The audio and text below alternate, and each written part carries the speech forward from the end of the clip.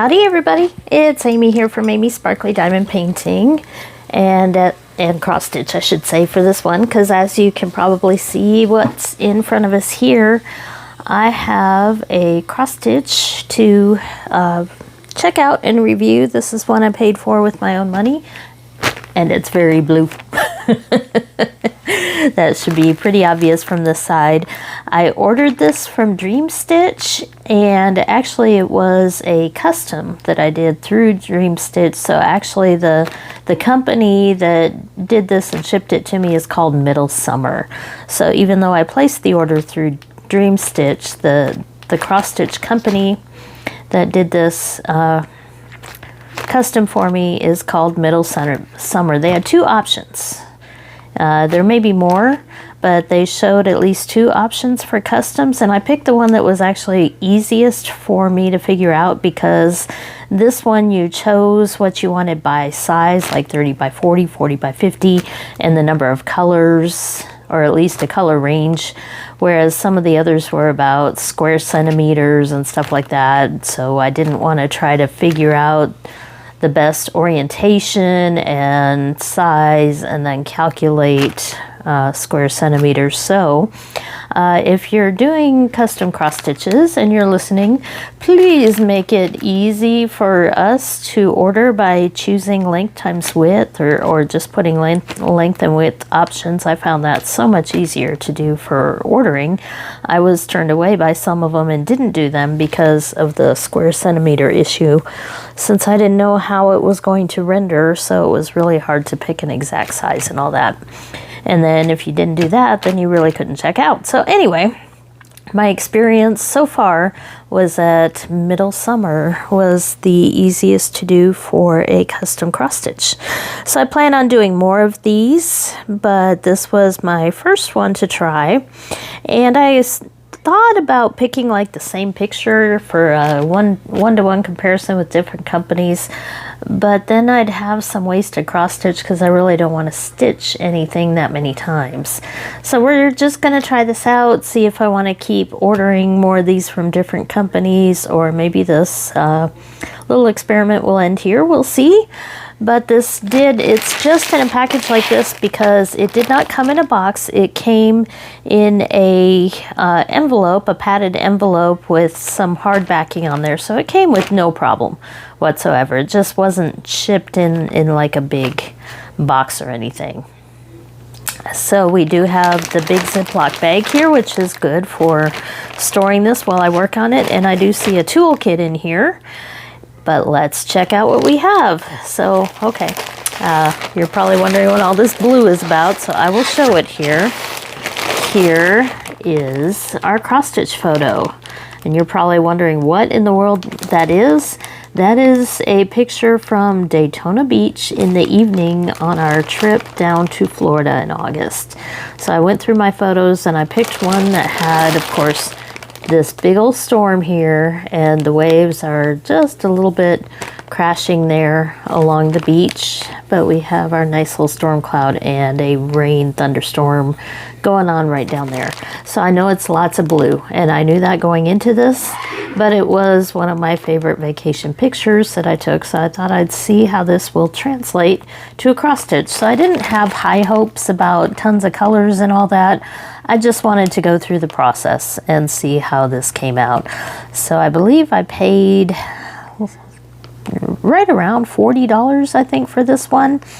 And I did choose like the 50 to 100 color range. They had like a 1 to 50 and then 50 to 100, and you could go bigger on those. And I picked a 90 by 60, and I think they adjusted it slightly there because it came out 90 by 61.5 centimeters and only 45 colors. So it was hard with just blues and grays for them to come up with 100 different colors, and that doesn't surprise me. This is probably closer to a diamond painting custom for a picture like that. So 45 colors, 16 count was what I picked because there were some darker colors in there.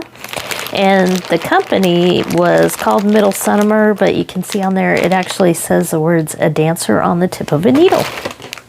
I kind of like that. So I'm not sure if that's a translation issue, if that would be how that comes out, but I kind of like that title there, so cute little name. I am going to remove this for now. I'll probably keep it in there until I decide to work on it, but that way you can see the full photo without a glare. So I did crop the image before I sent it in. The image was a little bit bigger, but that is my cropped thunderstorm over the ocean in real life. So our pattern is printed because this is not Painting Fairy. Like I said, this is Middle Summer. So the colors and symbols are just a little bit different, but here's a portion of one of the pages. So with only 45 colors, we're not talking a ton of confetti on this one. So I think this is going to be a really easy stitch. Now I was looking through this, trying to find the symbol guide. And so far I haven't, oh, there it is. Okay, hello. I was like, wait a minute, I thought I ran into it. There it is. Okay, so it was the second page. It was just stuck to the first page. So we do have 45 different symbols here. It is just full coverage, plain cross stitch. There's no back stitching or anything if you do a custom. It's basically just a computer generated pixel art version of the photo that you send. So here's our list of colors. We do have 42 individual, and then 3 of them are blends down there. So it should be pretty straightforward, but it was a really easy process. I just picked and cropped my photo and then uploaded it, picked the size, picked the color range, and then waited about 3 weeks. And this is what I got. So we have our fabric here. We have our floss on floss cards, nice hard ones. We have a toolkit, and then of course we have the extra floss that doesn't fit on the floss cards. So definitely lots of blues and grays as you would expect for that picture. So let's first look at our toolkit here. We have some really nice snippers here. These are pretty heavy duty ones. I have gotten these before in some of Dreamstitch kits here. And they do meet up in the middle, so shouldn't be any problem with cutting. And I do see it looks like they've maybe been oiled a little bit, so really heavy tweezers there. We have a stitch ripper here to pull out any mistakes. Lots of uses for those. And I did recently learn that people use these for diamond painting cutting. So you put the rounded end against whatever you don't want to cut, which would be your fabric in the case of cross stitch, or your diamond painting canvas, and then whatever material you're cutting, either your threads or the diamond painting plastic in between the two, and just run it across, and that way you can protect what's at the bottom. So we do have a little thimble. I don't use those, but maybe for other crafts they can be kind of fun. They are thin and stretchable. We have a needle threader, and we have a pom-pom holding a few different kinds of needles here. I don't know if they're all the same size. They are the gold tip needles. I see 5 needles in there, and they do have pretty sharp points there. So that is our toolkit. Move that out of the way. So I bet you want to see this canvas and what it looks like. It's actually, I can already tell, it feels a little bit softer than the typical canvases that we see quite often. So that's kind of a nice feeling, because a little bit softer is a little bit easier to work with. So here we go. We're going to stretch this out, and what you can see is definitely a pretty easy stitch here. We'll zoom in here. I do really like how this feels. It looks like decent quality there for the Ida cloth, and it is definitely a little bit smaller there with the 16 count, but we have 320 stitches that way, and we have almost 600, no, about 600 that way. We have the key here on the left side. It is serged, and it looks like anywhere from about 3 inches to maybe 4 inches there on the border. So the bottom is maybe 2.5 inches there. So a decent size border, but the top and this side are definitely a little bit wider borders there. We do have the information here. They gave it a title. They called it C. And there's our stitch count there, 510. Okay, I thought that was 0 to, okay, yeah. I don't know why I said 600. 5 plus 10 makes 510. So yeah, 510 by 325. You guys were probably laughing at me on that one. But here, hopefully you can see for 16 count, it is still quite legible.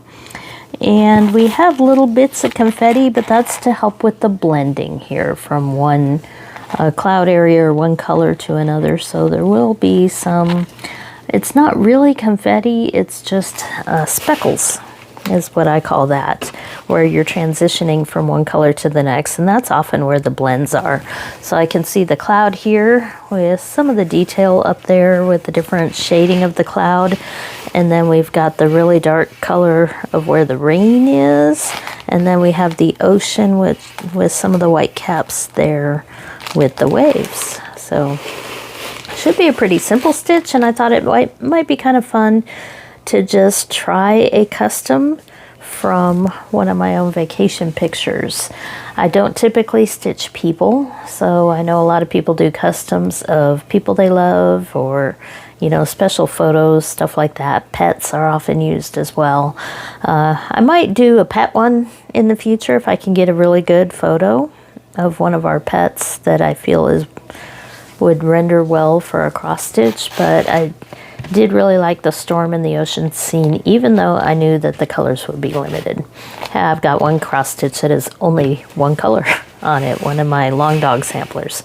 So this one with 45 colors, I think will still come out pretty good. So let's look at these floss cards here. These are a little bit different.